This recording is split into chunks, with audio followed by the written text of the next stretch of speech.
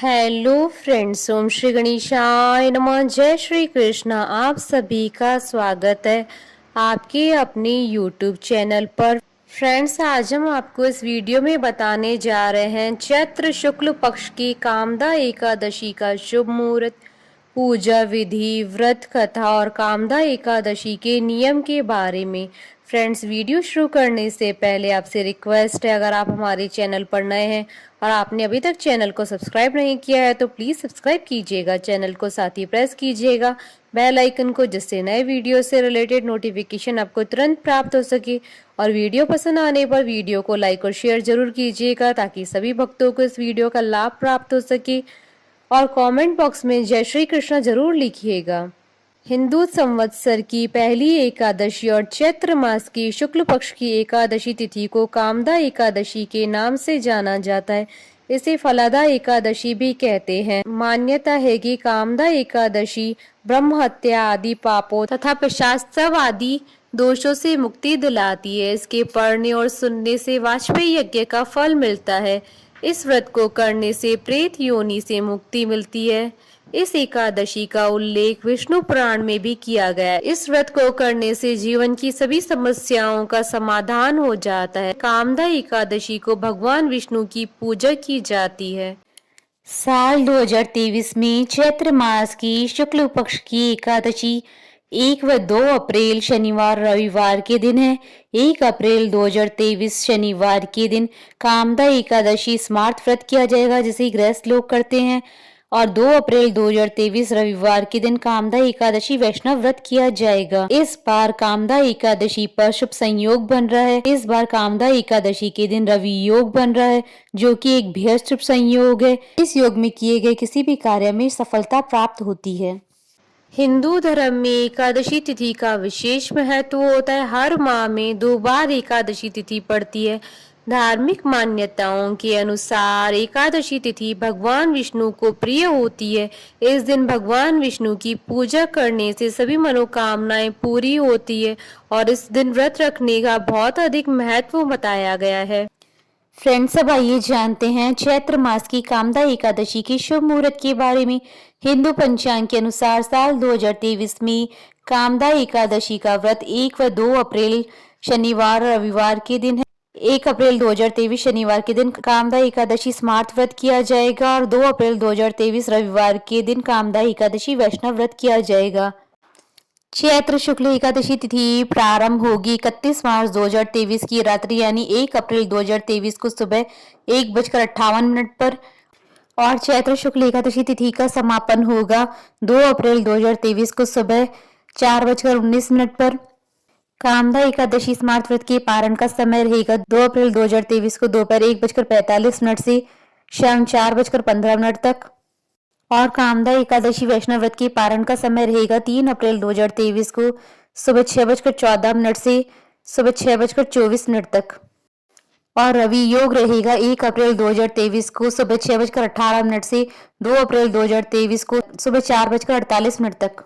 कामदा एकादशी व्रत की पूजा विधि। इस दिन सबसे पहले सुबह जल्दी उठकर स्नान आदि से निवृत्त होकर स्वच्छ वस्त्र धारण करें, मंदिर में दीप प्रज्वलित करें। मंदिर में देवी देवताओं को स्नान कराने के बाद साफ स्वच्छ वस्त्र पहनाएं। अगर आप व्रत कर रहे हैं तो व्रत का संकल्प ले, भगवान विष्णु का ध्यान करें। भगवान विष्णु के साथ माता लक्ष्मी की भी पूजा करें। धार्मिक मान्यताओं के अनुसार भगवान विष्णु और माता लक्ष्मी की पूजा करने से सभी मनोकामनाएं पूरी हो जाती है। भगवान विष्णु को भोग लगाएं। भगवान विष्णु के भोग में तुलसी को जरूर शामिल करें। इस बात का ध्यान रखें कि भगवान को सिर्फ सात्विक चीजों का ही भोग लगाया जाता है। भोग को लगाने के तुरंत बाद ही भोग को पूजा स्थल से नहीं उठाना चाहिए, बल्कि भोग लगाने के थोड़ी देर बाद भगवान को प्रणाम करके उसके बाद भोग को लेकर बांट देना चाहिए। भगवान को भोग लगाने के बाद उसका थोड़ा सा हिस्सा निकालकर गाय को खिलाना चाहिए। उसके बाद ही स्वयं प्रसाद लेना चाहिए। धार्मिक ग्रंथों के अनुसार गाय को माता का दर्जा दिया गया है। ऐसा कहा गया है कि गाय को भोजन खिलाने से पितृ दोषों से मुक्ति मिलती है। इसके बाद एकादशी व्रत की कथा जरूर पढ़ें या सुने। द्वादशी के दिन ब्राह्मण व दरिद्र जनों को भोजन जरूर कराना चाहिए। व्रत का पारण शुभ मुहूर्त में ही करना चाहिए। फ्रेंड्स, अब आइए आरंभ करें कामदा एकादशी व्रत की कथा। श्री कृष्ण के प्रिय सखा अर्जुन ने कहा, हे कमल नयन, मैं आपको कोटि कोटि नमन करता हूँ। हे जगदीश्वर, मैं आपसे प्रार्थना करता हूँ कि आप कृपा कर चैत्र माह के शुक्ल पक्ष की एकादशी कथा का वर्णन सुनाइए। इस एकादशी का क्या नाम है, इस व्रत को पहले किसने किया और इसके करने से किस फल की प्राप्ति होती है।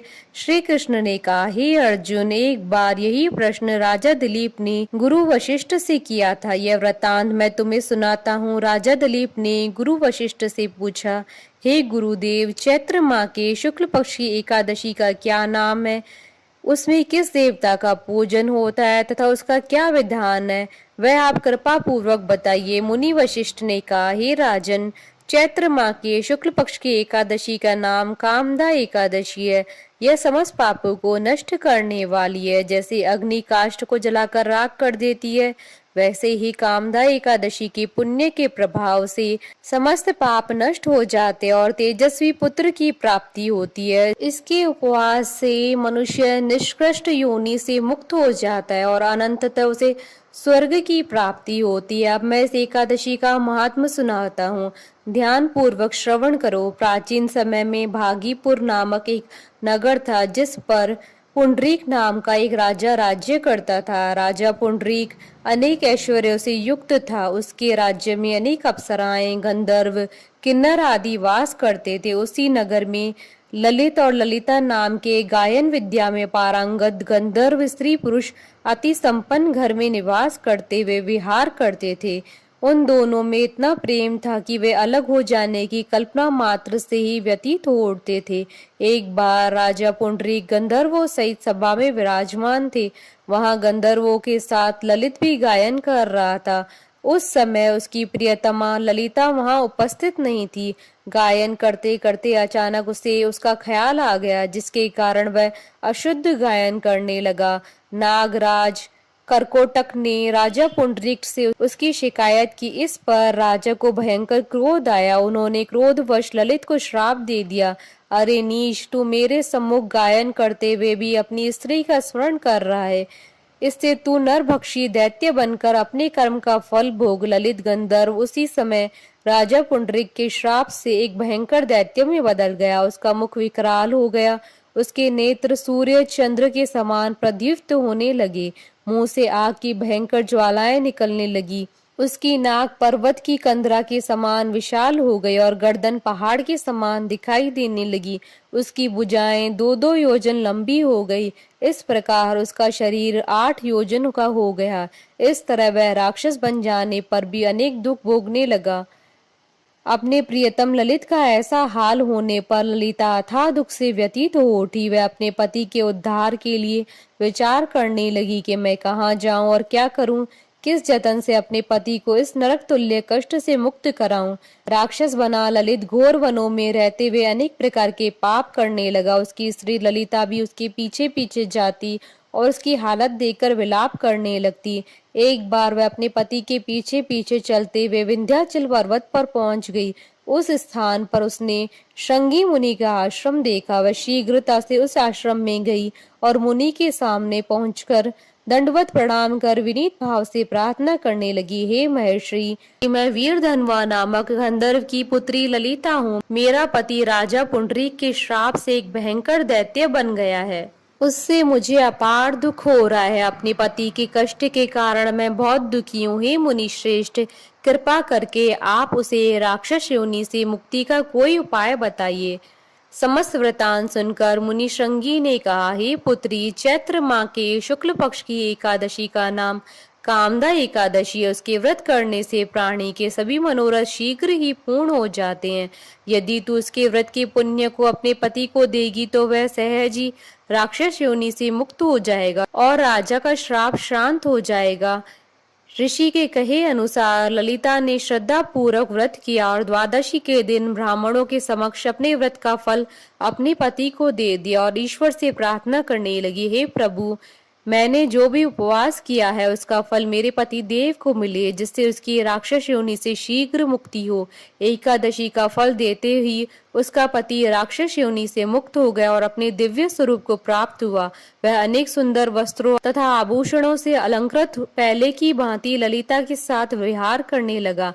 कामदा एकादशी के प्रभाव से पहले की भांति सुंदर हो गया और मृत्यु के बाद दोनों पुष्पक विमान पर बैठकर विष्णु लोक को गए। हे अर्जुन, इस उपवास को विधान पूर्वक करने से सभी पाप नष्ट हो जाते हैं। इस व्रत के पुण्य से मनुष्य ब्रह्म हत्या आदि के पाप और राक्षस योनि से मुक्त हो जाता है। संसार में इससे उत्तम कोई दूसरा व्रत नहीं है। इसकी कथा व महात्म्य की श्रवण व पठन से अनंतता फलों की प्राप्ति होती है। कथा सार। प्राणी अपने सुखों का चिंतन करे यह बुरा नहीं है, किंतु समय असमय ऐसा चिंतन प्राणी को उसके दायित्वों से विमुख कर देता है, जिससे उसे भयंकर कष्ट भोगने पड़ते हैं। गंधर्व ललित ने भी राक्षस होकर निंदित कर्म किए और कष्ट भोगे, परंतु भगवान श्री हरि की अनुकंपा का कोई अंत नहीं है। बोलिए भगवान विष्णु की जय, सनातन धर्म की जय। हमारे साथ इस वीडियो में अंत तक बने रहने के लिए आपका धन्यवाद। ओम श्री गणेशाय नमः। जय श्री कृष्ण।